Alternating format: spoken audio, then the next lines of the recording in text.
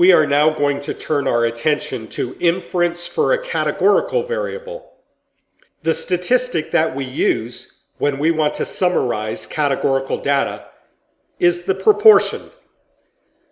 So in this video, I want to talk about the sample proportion, provide you a bit of a review, and set it up for doing inferences for proportions.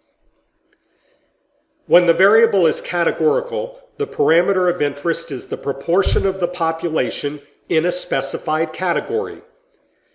So in this equation here, F refers to the frequency of responses that are in a selected category, and N refers to the total number of units in the sample. Simply dividing F by N gives us the sample proportion. This sample proportion is a point estimate of the population proportion.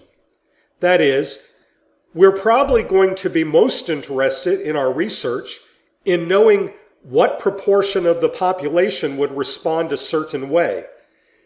We refer to this with the Greek letter pi. And so P is an estimate of pi. We have to use P instead of pi because we don't have access to the entire population of data. Let's do a little review of calculating sample proportions using R. I have a file of responses that I just call responses, and I'm going to read the data into an object that I'm going to call my.data. Let's look at my.data. You can see that individuals were asked a question and needed to respond yes or no. So the responses that we have in our sample are yeses or nos, and we have 49 of these. Let's create a table to see the frequencies and to create a bar plot.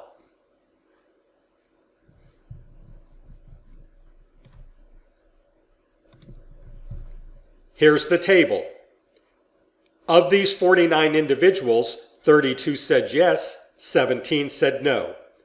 We can focus on either one of these, but I'm going to choose in this example to focus on yes.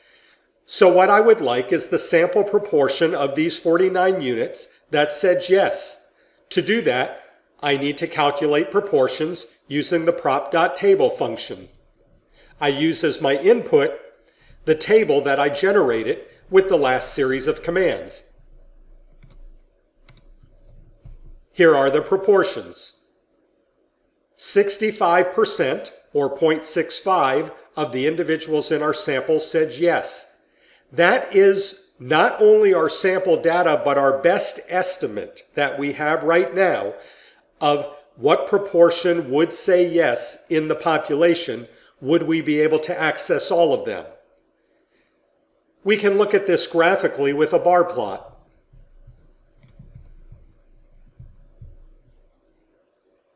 In this case, I've just created a rough bar plot, no colors, and no changes in the limits on my vertical axis. After I looked at this, I'd probably want to change the upper limit to something like 0.8 so there's not so much space up above it. But you've learned how to do that in previous videos, so this is a review. Let's look at one more thing before we leave this video. What if the data had been coded numerically? Often researchers do code their data numerically, even when they're dealing with categorical data. For instance, 1 maybe represents yes, and 2 could represent no. So I've created a second data set. It's the same data as the first, except this time, the yeses are coded as 1. Let's look at these data. So here you can see 1s and 2s instead of yeses and nos. What do we do in this case? We simply use one more extra command. We tell R that these are categorical data by using the factor function. We provide as the first parameter the variable that is coded numerically, and optionally, and I think it's a good idea to do this, as the second parameter we can provide labels. Note that the labels are in the same order as the numbers. So with 1 meaning yes, we have to put yes first, and 2 meaning no, we have to put no second. Let's go ahead and run this. And now let's view the data again. We've now changed this to yeses and nos, and we're ready to calculate frequencies, proportions, and create bar plots.